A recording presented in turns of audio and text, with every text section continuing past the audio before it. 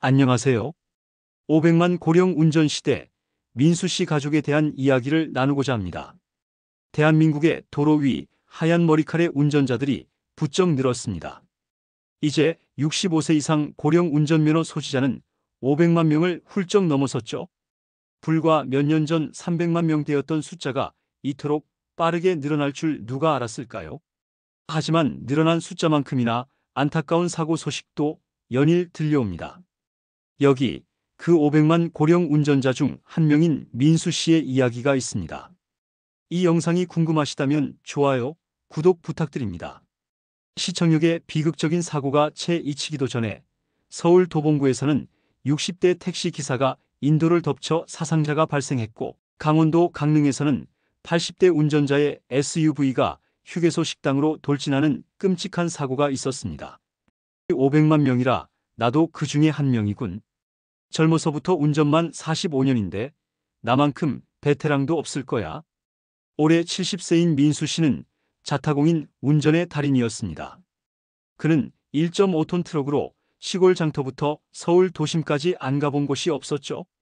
하지만 최근 민수 씨는 운전대 앞에서 미묘한 변화를 느끼기 시작했습니다.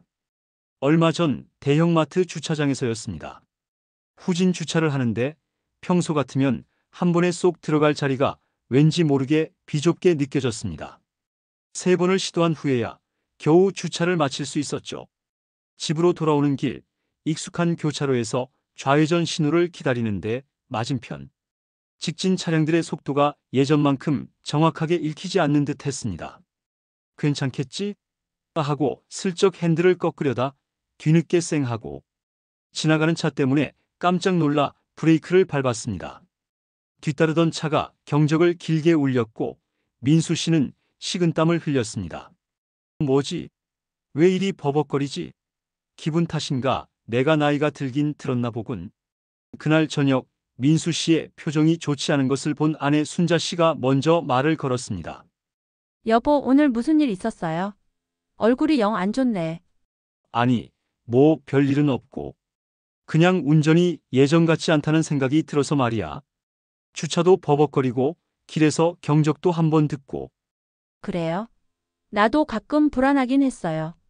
당신 운전 베테랑인 건 알지만 요즘 사고 소식도 많고 당신 눈도 예전 같지 않아 보이고. 주말 오랜만에 온 가족이 모였습니다. 딸과 사위, 손주들이 모두 모인 자리에서 딸이 조심스럽게 운전 이야기를 꺼냈습니다. 아빠, 요즘 운전할 때 괜찮으세요? 지난번에 병원 가실 때 옆에 앉아보니 깜빡이 켜는 것도 좀 늦으시고 속도 조절도 가끔 불안해 보이던데요. 야, 이 아빠가 40년 넘게 운전했는데 뭘 그렇게 걱정이야? 어쩌다 한번 그럴 수도 있지. 아버님, 저희도 다 아버님 걱정돼서 드리는 말씀이에요. 요즘 뉴스를 봐도 고령 운전자 사고가 계속 늘고 있다잖아요. 한국도로교통공단 자료 보니까 지난 5년간 65세 이상 운전자의 사고 건수가 무려 36.4%나 증가했대요. 통계 작성 이래 최고치를 기록했고요. 반면 3040대 운전자들의 사고는 오히려 줄어들고 있고요. 할아버지, 제가 운전하는 차도 요즘은 혼자 멈추기도 하고 차선도 알려주던데요. 손녀에게 그래. 요즘 차들이 그렇게 똑똑해졌어? 딸, 네, 아빠. 요즘 차들에는 첨단 운전자 보조 시스템 ADAS이라고 해서 비상 제동이나 차선 유지 같은 기능들이 엄청 좋아졌대요. 아버지 건강도 중요한데 혹시 차를 바꾸는 것도 생각해 보시는 건 어때요? 저희가 알아보는 것 도와드릴게요. 아들과 며느리, 사위, 그리고 손녀까지. 온 가족의 진심 어린 걱정과 제안에 민수 씨는 잠시 생각에 잠겼습니다. 그는 처음으로 자신의 운전 습관을 객관적으로 돌아보기 시작했습니다. 뉴스에서 쏟아지는 통계와 가족들의 우려가 결코 남의 일이 아니라는 불안감이 엄습했습니다. 그는 스스로에게 물었습니다. 정말 나는 괜찮은 걸까? 그날 밤 민수 씨는 잠자리에 들기 전 조용히 앉아 다음과 같은 질문들을 떠올렸습니다. 자신이 운전 능력을 객관적으로 점검해 볼 필요가 있다고 생각했기 때문입니다. 여러분도 이번에 저와 자가 진단해 보세요. 운전 중 도로 표지판이나 신호를 평소보다 자주 놓치거나 늦게 발견하나요? 차선 변경이나 합류할 때 주변 차량의 속도나 거리를 정확히 판단하기 어렵다고 느끼나요? 밤에 운전할 때 시야가 흐리거나 맞은편 불빛 때문에 눈부심이 심한가요? 갑자기 상황이 발생했을 때 브레이크를 밟거나 핸들을 꺾는 반응이 예전보다 느려졌다고 느끼나요? 가족이나 친구들이 운전 방식에 대해 불안감을 표현한 적이 있나요? 운전 중 익숙한 길인데도 길을 잃거나 목적지를 혼동하는 경우가 생기나요? 자동차 라디오나 대화 소리 때문에 구급차 사이렌, 경적 소리 등 외부 소리를 듣기 어렵다고 느끼나요? 주차나 후진을 할 때 공간 감각이 예전처럼 정확하지 않다고 느끼나요? 운전을 마치고 나면 평소보다 훨씬 더 피로하거나 스트레스를 받나요? 잠깐만 좋아요, 구독 아직 안 하셨다면 꼭 눌러 저에게 힘이 되어 주세요. 민수 씨는 이 질문들에 답하며 몇몇 항목에서 그렇다는 사실을 인정할 수밖에 없었습니다. 특히 야간 운전과 돌발 상황에서의 반응 속도에 대한 우려가 컸습니다. 그는 더 이상 외면할 수 없음을 직감했습니다. 다음 날 민수 씨는 먼저 딸에게 전화를 걸었습니다. 딸아, 내가 알아본 고령 운전자 교육 프로그램이라는 거 좀 더 자세히 알려다오. 딸은 기뻐하며 함께 교육 프로그램 등록을 도와주었고 시력 검사 예약도 잡아주었습니다.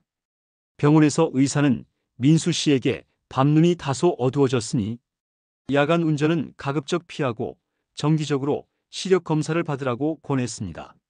민수 씨는 또한 아들과 함께 최신 자동차 전시장으로 향했습니다. 자동 비상제동 기능이 갑자기 튀어나온 모형을 감지하고 스스로 멈추는 것을 보고 민수 씨는 감탄했습니다. 페달 오조작 방지 장치도 마음에 들었습니다.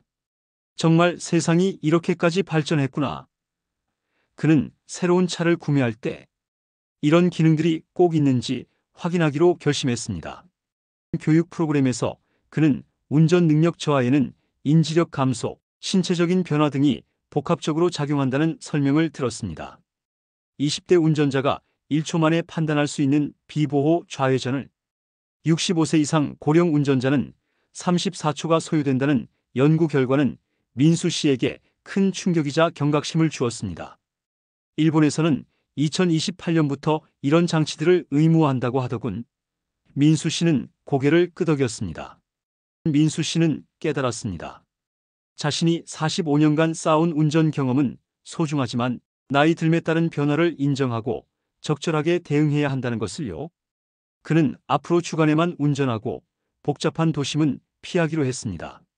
손주들을 태울 때는 더욱 신중하게, 그리고 첨단 안전 기능이 있는 새 차로 바꾸는 것도 진지하게 고려하기 시작했습니다. 가족과의 대화는 계속 이어졌습니다. 딸은 아버지가 운전을 쉬시게 되면 불편할까봐 주말마다 함께 장을 보러 가거나 병원에 모셔다 드리겠다고 말했습니다. 사위는 필요할 때 언제든 자신의 차를 이용하라며 기꺼이 키를 건넸습니다. 민수 씨는 가족들의 따뜻한 배려에 마음이 든든했습니다. 궁극적으로 그는 운전이 정말 어려워지는 시기가 오면 주저없이 대중교통을 이용하거나 면허를 자진 반납하는 것도 염두에 두기로 했습니다. 미국 등 선진국에서 고령 운전자들에게 주기적인 검사를 요구하고 면허 반납 시 교통비 지원과 같은 인센티브를 제공하는 투트랙 정책이 효과를 보고 있다는 이야기를 들으니 더욱 확신이 들었습니다. 500만 고령 운전 시대. 민수 씨의 핸들은 이제 그를 원하는 곳으로 데려다 줄 것입니다. 하지만 그는 안전이라는 가장 중요한 가치를 위해 가족의 지지와 함께 더욱 현명하고 배려 깊은 드라이버로 거듭났습니다.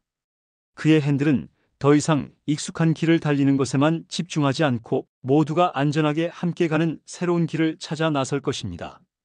당신의 핸들은 안녕하십니까? 500만 고령 운전 시대. 우리 모두의 안전을 위해 가족과 함께 당신의 운전을 돌아보는 시간을 가져보는 건 어떨까요? 지금까지 들어주셔서 감사합니다. 구독, 좋아요, 알림 설정 부탁드립니다.